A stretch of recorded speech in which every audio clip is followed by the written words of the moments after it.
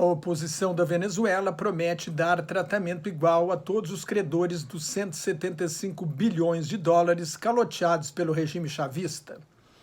A oposição venezuelana apresentou hoje um novo documento com uma proposta política.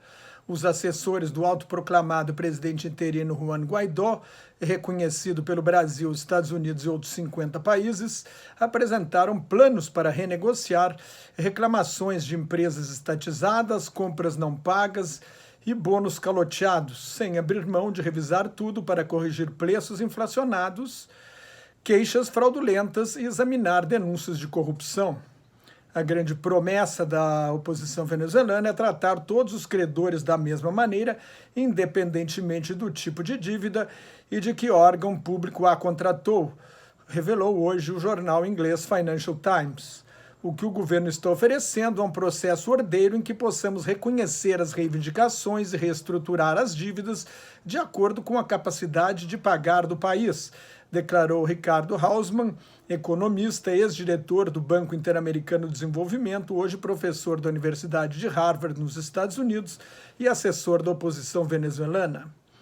Guaidó, presidente da Assembleia Nacional dominada pela oposição, foi declarado presidente interino em janeiro, mês da posse do ditador Nicolás Maduro para um segundo mandato, considerado ilegítimo por causa das fraudes na eleição presidencial do ano passado.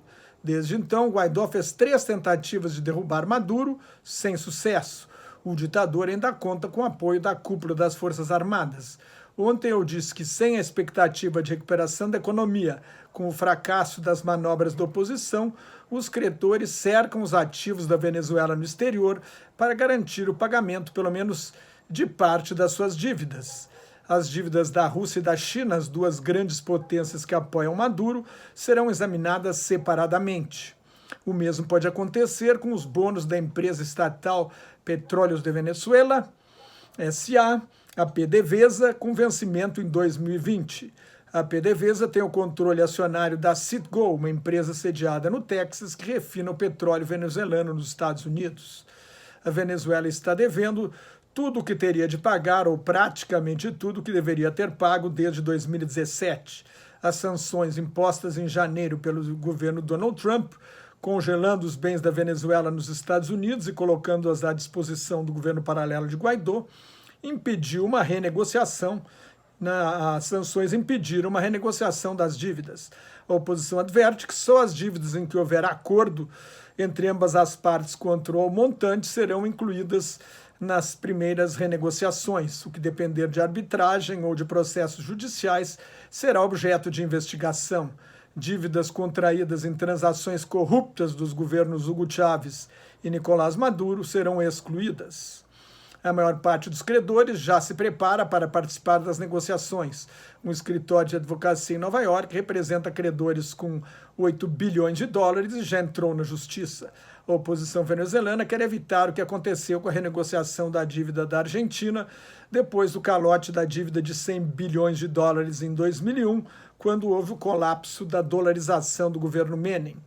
Cerca de 80% foram renegociados inicialmente, depois mais 13%, mas parte, cerca de 7%, ficaram pendentes até o atual governo de Maurício Macri. O objetivo é simplificar o processo para evitar longas batalhas judiciais, como as que tiraram o crédito externo do governo de Cristina Kirchner, a antecessora de Macri. Talvez seja mais complicada a renegociação de dívidas governamentais até hoje.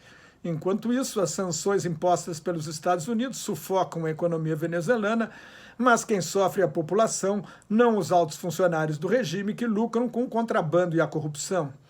A expectativa hoje é que o total de pessoas que deixaram a Venezuela chegará a 8 milhões em 2020, isto é, 1/4 da população do país e muito mais do que o total de refugiados da guerra civil da Síria. É um êxodo sem precedentes num país que não está em guerra nem enfrentando uma catástrofe natural. A catástrofe na Venezuela é a ditadura de Nicolás Maduro e seu socialismo do século XXI. Até quando? Mais notas e comentários sobre política internacional no meu blog Globalização em Crise, que está em nelsonfrancojobim.blogspot.com, no meu Twitter e no Facebook. Muito obrigado.